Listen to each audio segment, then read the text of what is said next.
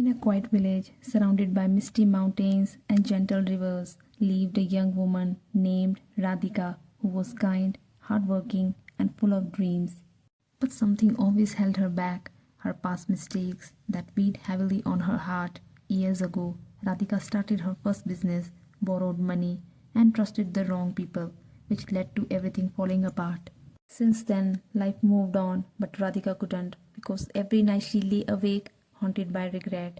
She kept asking herself why she made these choices and wished she could go back and change it all. Her thoughts became a heavy burden of guilt and sorrow that never seemed to leave her side. One day, Radhika heard about a wise old man who had come to a nearby village.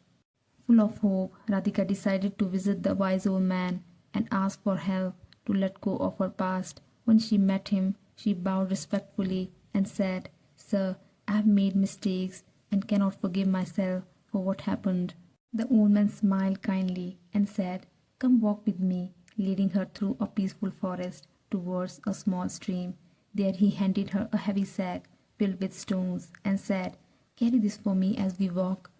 Though puzzled, Radhika obeyed, feeling the sack grow heavier with every step they took together. After some time, they reached a hilltop where Radhika, exhausted and aching, said, "Sir, the sack is too heavy for me to carry." The old man looked at her and said, "That sack is your past, and each stone is a mistake you carry every day in your mind. Can you move freely with such a heavy weight on your back?"